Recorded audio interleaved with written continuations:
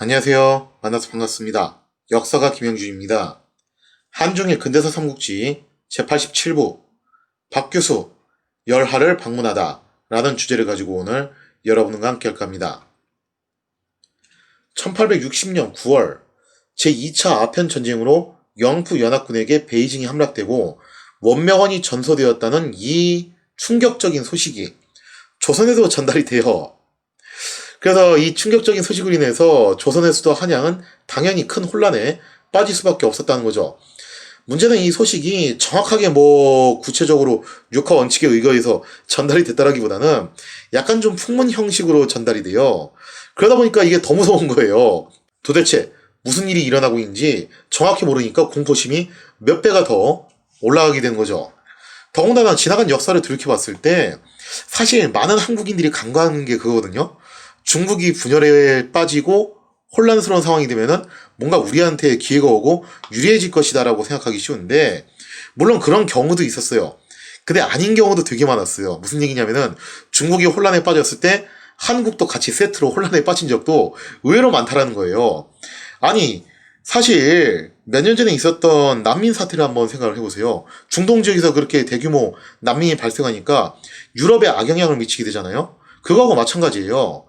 중국이 혼란에 빠졌다고 해가지고 꼭 우리한테 그게 기회만 되는 게 아니라 거꾸로 우리한테 엄청난 악영향을 미치는 경우도 왕왕 있었다는 거죠.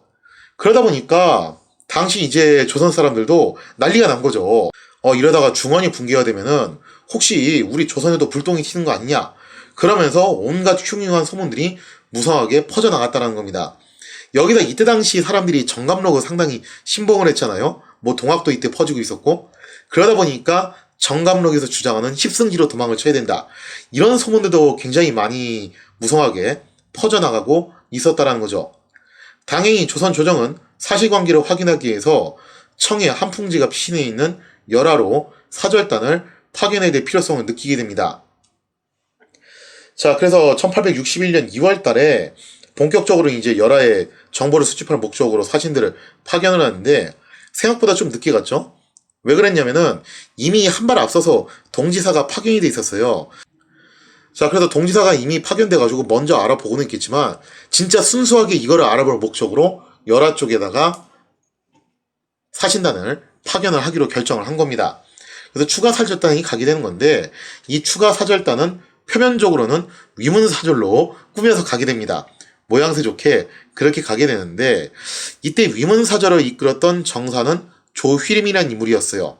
하지만 실질적인 실무진은 따로 있었는데 그게 누구였냐면은 부사로 파견되었던 박규수와 역관이었던 오경석이었습니다. 사실 일본이 미국에다 파견했던 견미사도 그랬잖아요. 진짜 정사, 부사 이런 사람보다도 가스 가이슈나 후쿠자와 유키치라든가 혹은 존 만체로 같은 이런 사람들이 진짜 실무진이었잖아요. 오구리 타다마사 이런 사람들. 마찬가지로 여기서 진짜 실무진은 박규수 그리고 오경석 이런 사람들이었다는 거죠. 박규수는 다들 아시다시피 연암 박지원의 손자로 조부의 사상을 그대로 이어받은 대표적인 이용후생 학파 실학자였습니다. 추사 김정희의 제자로도 또 이제 밑에 들어가서 공부를 하게 되는데, 다만 이제 그때 당시 어떤 말이 있었냐면은 한양에서 갓쓴 양반들 중에서 절반은 김정희 제자다라는 말이 있을 정도로 김정희 제자라는 게 엄청나게 특이한 이력은 또 아니긴 해요. 그 시대에는 일종의 유행 같았기 때문에. 아무튼 이렇게 명성과 학식을 쌓아가던 박규수는 21세가 되던 해에 효명세자의 눈에 들어가지고 그의 측근으로 발탁이 됩니다. 효명세자는 박규수를 상당히 총애해가지고 자신의 개인 보좌관처럼 그렇게 이제 운영을 했어요. 그래서 나중에 이제 자기가 왕이 되면은 자신의 측근 참모로 쓰려고 했었는데, 여기서 이제 비극적인 일이 터지죠. 효명세자가 21세의 젊은 나이에 갑작스럽게 요절을 해버리는 바람에 박규수는 졸지에 끈떨어진 신발 신세가 됩니다. 그러면서 한동안 정치를 등지고서 야인 생활을 하게 됐다는 거죠. 일설에는 이때 당시 박규수가 효명세자와 같이 장동 김문 안티 생활을 했다가 이게 나중에 효명세자가 돌아가시니까 혹시라도 보복을 당할까봐 버릇한 거 아니냐, 그런 설도 있기는 있어요. 아무튼 1848년 박규수는 무려 18년에 걸친 은둔 생활을 청산하고 다시 세상으로 나와서 과거를 보게 됩니다. 원체 박식한 양반이었으니까 과거는 뭐 봤다 하면은 따놓은 당상이었죠. 그리고 집안 자체도 나쁜 집안은 아니었어요, 절대로. 자, 왜 하필 이 시기에 나왔냐면은 바로 이 무렵이 효명세자의 아들이었던 헌종이 왕위에 올라서 성인이 돼가지고 슬슬 친정을 할 무렵이었어요. 그래서 요 시기를 기다렸다가 결국 과거에 응시를 하게 되죠. 평소 헌종 역시 박규수를 눈여겨봤습니다. 왜냐면 자신 아버지의 절친이었잖아요. 그죠? 따지고 보면은.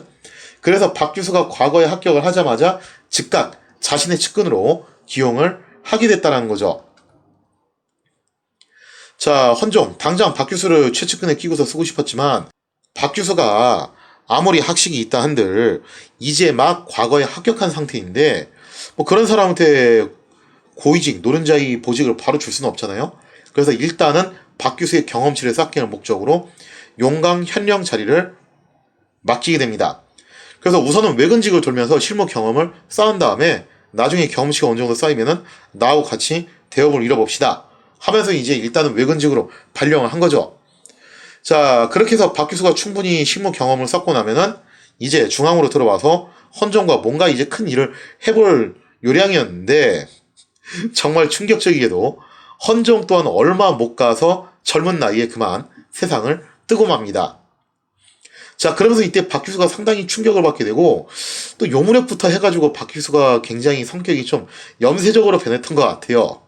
아, 정말 세상은 똥이야. 현실은 시궁창이야. 내가 아무리 노력하면 뭐해 이거 바뀌지가 않는데 아마 좀 그런 생각도 했던 것 같아요. 자, 하지만 낭중지출하고 박규수의 능력치를 장동 김문도 나름 눈여겨봅니다. 그러니까 장동 김문이 뭐 세간에 알려진 것처럼 그렇게까지 무지막지한 집단은 아니었어요. 나름 이런 점에서는 그럭저럭 이제 실용적인 측면을 보여줬는데 장동 김문 세력은 이런 생각을 한 거죠. 박규수라는 친구가 능력이 괜찮은 것도 있었고 또 장동 김문들도 그런 눈치가 보이잖아요. 지금 장동 김문 말고는 아무도 지금 정치의 권력을 갖고 있지 못하고 있으니까 아 이거 세상이 이거 완전 김씨의 나라가 된 거 아니냐. 좀 그런 비난을 피해볼 요량으로 나름 또 이제 다른 집안 사람들을 정치에 참여시켜서 구색을 맞추는 모습을 보여줬다는 거죠. 그래서 여기서 가장 무난하게 이 구색을 맞출 수 있는 인물로 박규수를 선정을 했다는 겁니다. 자, 그래서 박규수에게 중요한 꿀보직은 맡기진 않고 암행어사를 비롯한 외근직을 맡겨가지고 나름 또 이제 실무 경험을 쌓게끔 했다라는 거죠. 암행어사로 재직할 무렵 박규수는 악평과 호평을 동시에 얻게 됩니다. 이 양반이 어느 정도로 엄격했냐면은 자신의 친구의 부친이 부정횡령의 증거가 잡히니까 바로 가차없이 잡아서 넣을 정도로 그 정도로 암행어사직을 엄격하게 수행을 했다라는 거죠. 자, 이처럼 착실하게 실무 경험과 명성을 쌓아올린 박규수. 역시 장동 김문이 그 능력을 인정을 해주죠. 그러면서 가만 보니까 지금 열하에 가가지고 제대로 정보를 캐치해올 사람이 박규수밖에 없다라고 본 거예요. 그래서 박규수한테 이런 막중한 임무를 맡기게 됐다는 거죠. 자, 이처럼 박규수는 무난사의 임무를 띄고서 약 2개월의 여정을 거쳐가지고 청해 한풍제가 머물고 있는 열하에 당도를 하게 됩니다. 청해 한풍제, 가뜩이나 기분이 우레인 상황이었는데 여기서 조선의 사신들을 맞이하니까 정말 기분이 업된 거예요. 그러면서 한풍제가 조선 사신들을 엄청나게 환대를 해주죠. 이런 환란 와중에 나한테 직접 와가지고 안부를 물으러 와준 게 조선 사신들밖에 없더라. 아무도 안 오는데 너네만 왔다. 그래서 정말 조선이야말로 동방예의지국이 맞구나 하면서 굉장히 치하를 했다라는 거죠. 자, 그리고 조선 사신단 역시 황제 폐하 안위가 확인돼서 소방으로서 기쁘기 그지없습니다 하면서 이렇게 또 꼬리를 흔들었다는 거예요. 그러면서 이제 서로 치하하고 공치사하고 그랬는데 사실 속내는 좀 달랐습니다. 왜냐? 청제국은 겉으로는 조선의 무난사 파견에 대해서 강력해하며 온갖 치하는 말을 했지만 얘들이 뭐 바보예요? 조선 사신이 왜 한지 뻔히 알잖아요. 저것들 딱 보니까 염탐하러 왔구만. 더군다나 양측은 또 병자 호란의 흑역사가 있죠. 자, 그래서 내심으로는 조선 사신들을 경계할 수밖에 없었어요. 당연히 조선 사신단도 정말 단순하게 무난 인사를 하러 그 먼 거리를 온 게 아니라 청제국의 동정을 살펴보는 것이 진짜 목적이었다는 거죠. 박규수는 자신의 조부가 그러했던 것처럼 열화 곳곳을 누비면서 이런저런 정보들을 수집을 하게 됩니다. 특히 역관 오경석은 중국 사정뿐만 아니라 서양 문물에도 굉장히 정통했기 때문에 정보 수집에 있어서 상당히 큰 도움이 돼요. 당연히 박규수는 지금 청제국이 처한 상황과 서구 열강들의 무시무시한 힘을 직접 목도할 수 있었죠. 그런데 막상 이러한 내용을 적나라하게 보고서로 쓰기에는 좀 정치적으로 다소 민감한 문제가 많았다는 거예요. 무슨 얘기였냐? 당시 조선은 장동 김문회에 천하했죠. 그래서 일문 독재 세도정치라고 교과서에서 서술을 하잖아요. 조선에서는 이 장동 김문들을 거스르고는 살 수가 없는 상태였습니다. 당연하게도 이렇게 한 가문이 모든 것을 독점하는 체제에서는 가장 경계하는 게 뭐냐면 이런 거예요. 나라가 지나치게 소란스러워지는 것. 그래도 뭔가 좀 어수선한 분위기가 나온 것을 이런 독재 가문들은 굉장히 싫어한다는 거죠. 자칫 잘못하면은 자신들이 그동안 구축해나왔던 이 독주 체제가 흔들릴 수도 있다는 거예요. 그런 변수가 최대한 없어야 된다는 거죠. 따라서 박규수는 만약 장동 김문의 심기를 거스를 정도로 지나치게 적나라한 보고서를 쓸 경우 이거 뒷감당하기가 어렵지 않을까라는 생각을 했던 것 같아요. 만약에 당장의 청제국이 천하대란이 일어나가지고 나라가 뒤집어질 것처럼 또 서양 오랑캐가 정말 무시무시한 존재다 라는 것을 갖다가 적나라하게 어필을 했다가 막상 이 이후에 별다른 일이 더 이상 일어나지 않는다 하면은 박규수는 어떻게 되겠습니까? 요설로 조정을 혼란에 빠뜨렸던 주목을 뒤집어쓸 확률이 상당히 높다라는 거죠. 자, 그래서 열화 문안사들은 당연히 이제 정보를 수집할 만큼 수집했고 알 만큼 안 상황인데 여기서 이제 고민을 하죠. 정무적인 판단을 하는 거예요. 이거 그대로 생으로 다 보고해서는 안 될 것 같다. 그래서 수위 조절을 해가지고 보고를 하게 됐다는 겁니다. 이게 세도 정권의 어떻게 보면은 한계점이죠. 자, 그래서 이제 철종한테 청제국의 정세를 보고를 하는데 최대한 자극적인 보고를 피하고 나름의 이제 수위 조절을 하게 돼요. 그래서 열화 문안사의 보고에 따르면은 대략 이렇습니다. 장강 이남은 태평천국이 준동해서 큰 혼란에 빠져 있고 하지만 태평천국 역시 내전이 발생한 데다가 청제국에서도 증국본을 비롯한 단련들이 이를 막아내고 있기 때문에 당분간 청의 관군과 태평천국의 대축 국면은 계속될 것이다 라고 내다봤죠. 뭐 이쪽에 대한 정보는 얼추 맞기는 해요. 또 서양 세력에 대해서는 뭐라고 평가를 했냐면은 서양 오랑캐들이 매우 잔인하고 포악해가지고 오랑캐의 역대급 끝판왕이더라. 그래서 천하의 청제국도 이를 막아서지 못했다 라고 지적을 합니다. 그러나 막상 서양 오랑캐들이 전쟁에서 승리한 다음에 요구했던 사항들을 보면은 엄청난 크기의 영토 할양이나 혹은 황제 입조 등을 요구한 게 아니라 가만 보니까 뭐 베이징에서 민가 몇 채를 사가지고 공사만 터나 늘릴 뿐이지 얘들은 별다른 욕심이 없는 것 같다. 서양 오랑캐가 가장 원하는 거는 장사를 해서 돈을 버는 것이기 때문에 실질적으로 전쟁에서 승리하고 나서 마치 우리가 삼전도에서 굴욕을 당했던 것처럼 그런 무지막지한 것들을 갖다가 요구를 하지는 않더라. 이 때문에 지금 베이징은 다시 평온을 되찾아가지고 과거의 일상으로 돌아가고 있습니다라고 설명을 했다라는 거죠. 이상의 내용을 사례를 통해서 보면 이렇습니다. 자, 철종실록에서 열화 문안사가 돌아가지고 한 보고 내용을 보면 이래요. 회환한 열화사를 소견하고 임금이 말하기를 중국의 사세는 어떠한가 하니 정사인 조이림이 대표로 얘기를 하죠. 각 성에 적비가 창궐하여 여기서 말하는 적비는 이제 반군들 중에서도 특히 이제 태평천국을 말하는 거죠. 창졸 간에 토멸하기는 어려우나 총독에 적합한 사람을 얻어서 여기서 이제 총독에 적합한 사람이 바로 증국본을 말하는 거예요. 방어가 심히 견고하여 적도 또한 병조를 거두어 자수하고 있는 형편이라 다시는 감히 침략하지 못할 것입니다. 그러면서 청의 관군과 태평천국 사이에서는 팽팽한 힘겨루기가 당분간 지속될 것이라고 내다본 거죠. 양인은 별로 참여하는 사단이 없기 때문에 도성의 백성은 안도하고 있습니다. 그러니까 막상 이제 서양 세력이 전쟁에서 승리하고 난 다음에 그렇게 가혹한 요구를 한 게 아니기 때문에 물론 이것도 어디까지나 좀 조선의 기준에서 봤을 때 그렇다는 거예요. 자신들이 삼전도에서 당했던 것 같은 그런 것까지 요구한 건 아니기 때문에 도성의 백성들이 나름 안도를 하고 있다는 거죠. 그래서 과거의 일상으로 다시 돌아가는 모습이 포착이 되고 있다는 거예요.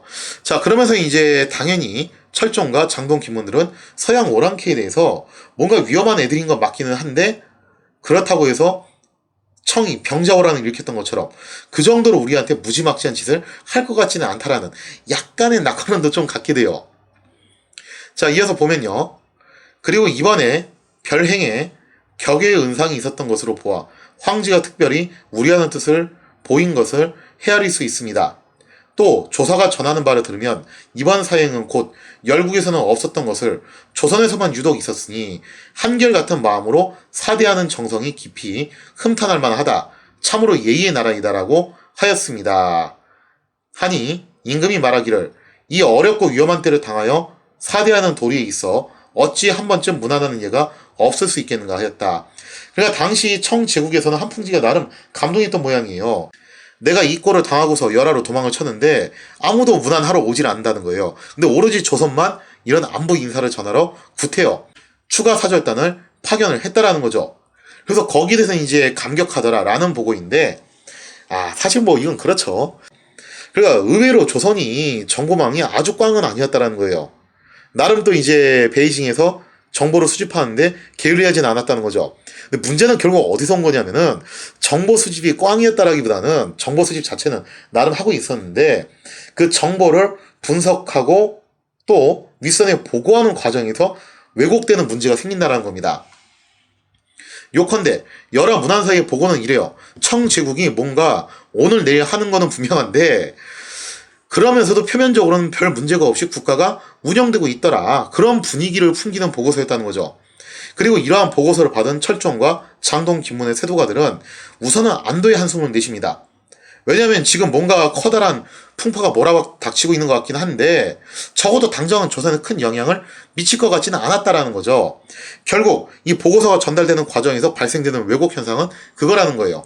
장동 김문이라는 일문 독재 상황이기 때문에 그들의 심기를 지나치게 거스르는 아주 자극적인 보고를 하기는 어려웠다라는 거죠. 실무진 입장에서는. 그래서 수위 조절을 하다 보니까 뭔가 이제 조선의 지배층은 위기가 오고 있는 것 같긴 한데 그런데 그렇게까지 급한 건 아니겠거니 이런 정도 수준으로 넘어가는 그런 이제 악영향이 일어났다는 거예요. 그것 말고도 당시 조선 내에서는 임술, 농민, 봉기 같은 커다란 밀란이 연이어 일어나고 있었기 때문에 일단 당분간 조선은 국내 문제에 좀 더 치중을 하게 됩니다. 자, 이렇게 해서 당시 조선의 상황에 대한 이야기를 좀 한번 다뤄봤고요. 이제 중국 쪽으로 넘어갑니다. 중국 쪽으로 넘어가서 태평천국 이야기를 본격적으로 또 진행을 해봐야 되죠. 자, 태평천국 석다기가 떠난 다음에 새롭게 에이스로 부상했던 진옥성과 이수성 이 두 사람이 이제 태평천국을 하드캐리하게 되는데 과연 당시 태평천국은 어떤 상태였나? 거기에 대한 이야기를 다음 시간에 이어서 진행하도록 하겠습니다.